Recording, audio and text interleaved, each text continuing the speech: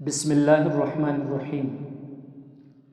اگر آپ چاہتے ہیں کہ آپ کا دن بابرکت ہو، دل کو سکون ملے اور زندگی سنور جائے تو اپنی صبح کو اس طریقے پر لے آئیں جو کائنات کے سب سے کامیاب انسان صلی اللہ علیہ وآلہ وسلم کا تھا۔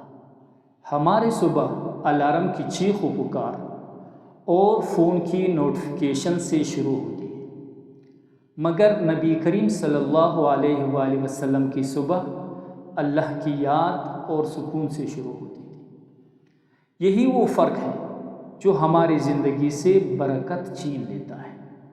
نبی کریم صلی اللہ علیہ وآلہ وسلم جب بیدار ہوتے تو یہ دعا پڑھتے: الحمدللہ الذی احیانا بعدما اماتنا والیہ النشور۔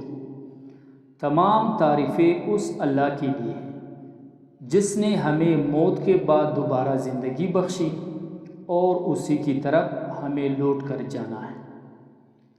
آپ صلی اللہ علیہ وسلم مسواک فرماتے تھے اور فرمایا کرتے تھے: مسواک منہ کی صفائی کا ذریعہ ہے اور پروردگار کو راضی کرنے والی چیز ہے۔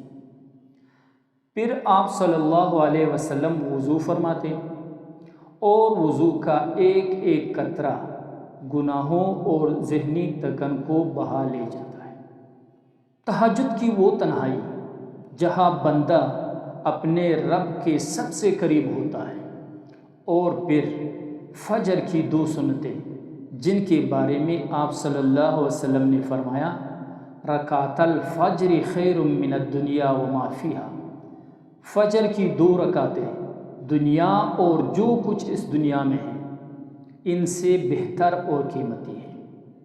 جب بنیاد اتنی مضبوط ہو تو دن کیسے برا گزر سکتا ہے۔ فجر کے بعد آپ صلی اللہ علیہ وآلہ وسلم اپنی جگہ تشریف فرما رہتے اور ذکر و اذکار فرماتے۔ آپ صلی اللہ علیہ وآلہ وسلم کی مشہور دعا: اللہم بارک لامتی فی بکورہا۔ اے اللہ، میری امت کے لیے دن کی ابتدائی حصے میں برکت عطا فرما۔ ہم برکت پیسوں میں ڈھونڈتے ہیں، جبکہ برکت تو فجر کے اس نورانی وقت میں چھپی ہے۔ یہ صرف ایک معلومات نہیں، زندگی بدلنے کا نسخہ ہے۔ اگر آپ سب کچھ نہیں کر سکتے تو صرف ایک سنت سے شروع کریں: ایک دعا، ایک مسواک، ایک سجدہ۔ تو بتائیں، کیا کل کی صبح مدینے والی صبح ہوگی؟